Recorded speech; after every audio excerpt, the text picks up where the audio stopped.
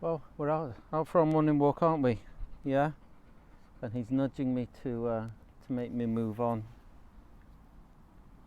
I found on my morning walk this morning this plant here, and it's a wild carrot. It smells of carrot. Now there's some discussion as to how good it is to eat and what should be eaten. Let's say I remain somewhat unconvinced that it's good to eat. It's got a lovely flower. Oh, let me see that again. Lovely white flower, and it's known by a number of names, including bishop's lace and St. Anne's lace. Now, as it matures, it develops something of an oddity, and you can see it on this flower here. It's an umbelliflora, it's like an umbrella, and it's white, except right in the middle is a little black flower.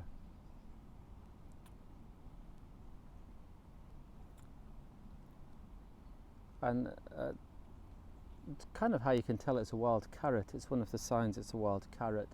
It's very similar to other plants, including one or two quite poisonous ones. But that little black flower, that kind of sets it apart. And it's said that it was called St. Anne's lace after Queen Anne of England, and who was making lace, and she pricked her finger and there's a drop of blood in the middle of the lace. There's some discussion about what that little flower's for. Is it an aberration? Is it there's something wrong? But generally, look at how it stands up from the rest. Generally, it's believed to be a way of attracting other insects. So it looks like a little insect, and other insects see it sitting on this flower, and then they go and sit on the flower, and they then pollinate the flower. So it's like a lure, an attraction. Wild carrot, St. Anne's lace or bishop's lace. There are lots of plants that use lures and to attract, and sometimes their colour, and then that one's quite an oddity, isn't it? That's quite a strange thing. Well, that little flower pretends to be an insect, and it says, "Come here. This is a good way. Walk in this way, and there'll be something good in it for you."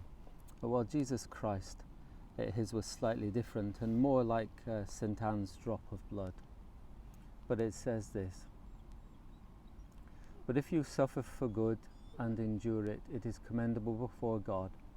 For this you were called, because Christ suffered for you, leaving an example that you should follow in his steps." In 1 Peter 2,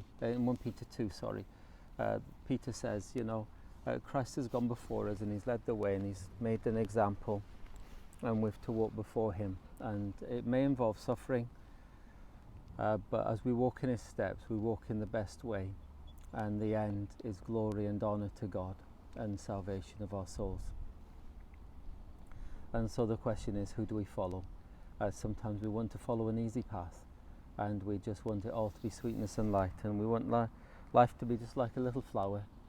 But life is sometimes flowers with drops of blood on them, and can be very hard. And how we walk, and how we live, and how we reveal Christ to others by our lives is very important. Our lives should be lived in such a way that others would say, "That's the way to live. I want to live like that, and I want to follow them as they follow Jesus Christ."